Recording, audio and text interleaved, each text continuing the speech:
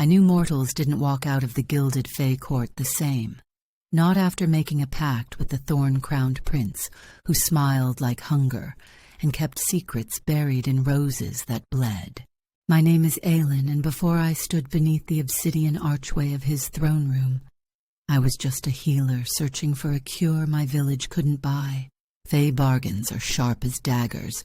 Everyone knows it. But desperation tastes stronger than wisdom, and his messenger offered me silver lilies if I'd try to break the curse binding him. The moment I crossed into the Fey court, dusk painted everything with impossible color. Sweet decay, splintered music, and shadows that quivered like they eavesdropped on my every heartbeat. Prince Theron wore his binding like a crown of barbed gold, thorns entwining his wrists, pinning him to the throne he despised.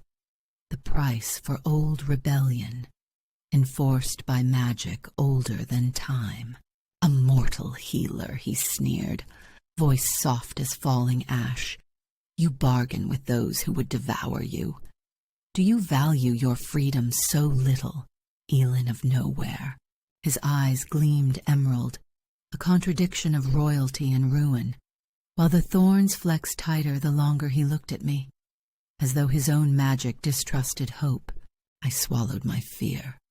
You're dying, Your Highness. This throne may keep you king, but the curse is feeding on your life. Let me help, or wilt away. He studied me, something predatory in his restraint, before thrusting out his arm bared by the torn sleeve, blood purling around every golden thorn. Healing Fey wounds should have been impossible. The magic rejected mortal hands, twisted every incantation, but Theron's curse had turned on itself, growing desperate for anything, even me. The moment my fingers brushed his skin, gold and shadow blazed beneath, and I heard it, his silence, aching and raw, and the ancient magic whispering, "Break this, and both may fall."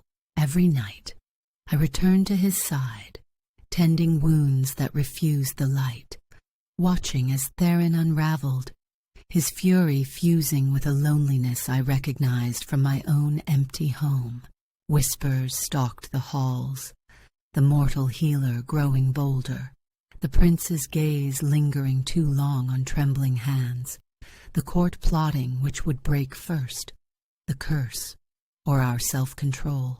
In those poisonous midnight hours, Theron spoke of rebellion, the crime that bound him, refusing an arranged Fey marriage, loving too easily, betraying every oath made in blood and moonlight. "Why risk your soul for mine?" he demanded one evening, voice ragged as thunder. "You don't owe Fey anything." His pain was sharp, but his longing, unspoken, was a knife's edge between us. I didn't answer honestly then. Cursed princes and desperate healers, they always make the worst bargains. But in truth, I'd never wanted anything like I wanted to save him. The palace was a maze of shifting doors, courtiers weaving traps disguised as invitations, every alliance brittle, hungry for proof of my failure, eager for their prince to wither on gilded thorns. One dusk, I caught Theron tracing scars on his palm, faint, silvery from former oaths, wounds no magic could mend. "They never let me forget what I am," he said, "or what I've lost."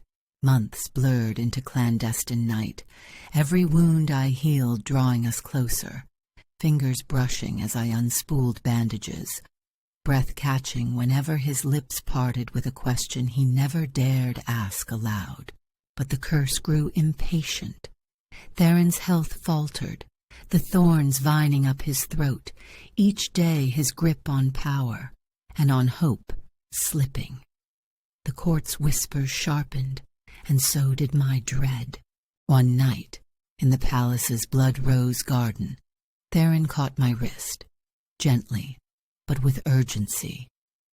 "Let me go, Aelin. Cut the cords. Save yourself before their magic takes you with me." I damn well should have fled, but I'd already lost myself to him. In every risk, every scar, every word he trusted me with, I carved a weakness I'd never felt for any human heart. The oldest texts spoke of how curses and bonds entwined. Break one, forfeit the other. Free the prince, doom the healer. Fate never offers mercy, only bargains, payment always due. That night, I made my choice. I gathered blood ember petals, silver salt, and the last tear Theron would ever let himself shed, and wove a binding circle by the roots of his throne. Theron watched, fury and terror naked in his eyes. If this fails, you'll share my fate. The thorns pulsed, golden veins flickering desperate, as if the curse itself sensed its end. I pressed my palm to his. Our blood mingled, mortal to fey, and whispered the spell that had haunted every dream for weeks. Break and bind. Let freedom find you, and pay what freedom costs. Magic erupted, dark and gold, agony and longing, gilded thorns snapping, reality trembling. Theron gasped, knees hitting marble. For a heartbeat, his agony echoed through my bones, like two hearts caught in a single rib cage. Before the sparks faded, his hand closed on mine, knuckles white. His lips, stained with petals and pain, hovered inches from mine. "You saved me," he said, knowing I might damn you. The physical chain shattered, but what lingered was raw and electric, an invisible tether thrumming between us. I touched his face. Our breaths mingled. The kiss we shared wasn't soft, desperate, breaking us open, promising nothing safe, cut to black, just whispered promises and thunder in my veins. When we surfaced, the Fey guards were pounding at the doors, sensing the curse's break, the court's order dying with it. Theron strode forward, no longer tethered to his throne, a king unbound, but the cost was written in his eyes. The magic I'd absorbed meant I, too, belonged to Fey law now. "You risked your soul," he whispered, tracing where golden light still flickered beneath my skin. "Let me be your shield, Elin. I'll fight them all, if you'll stand by me." The court seethed when we entered, mortal and prince, defiance gleaming in every scar. Threats whispered like storms, old loyalties breaking. No more hiding, our fates chained, forbidden by every ancient law. We wove through alliances and sabotage, every shared glance a vow, neither of us free, not really, yet closer to each other than freedom ever promised. The court would never forgive, not that we'd ever let them. My healer's touch had stolen me from the ordinary world. Magic had remade my path, but love, mutual, defiant, bruised by thorns, was the only bond neither spell nor bargain could break. Some nights Theron traced the outline of the old curse where it lingered faint along his wrists, and swore, "If fate calls us traitors, let us be legendary for it, Elin." I smiled, aching for a peace that would never be ours. Every stolen touch in shadow, every midnight promise, was a rebellion the world would punish, and a vow I could never regret. As dawn broke, the castle's roses bloomed blood-red, petals curling around secrets and scars. And in the quiet before courtiers awoke, I realized I'd never wished for anything but this: him unbound, and me undaunted. But the Fae never forgive. Every day power tests the limits of loyalty, and desire remains dangerously close to devotion, a line we cross for the right to choose our curse.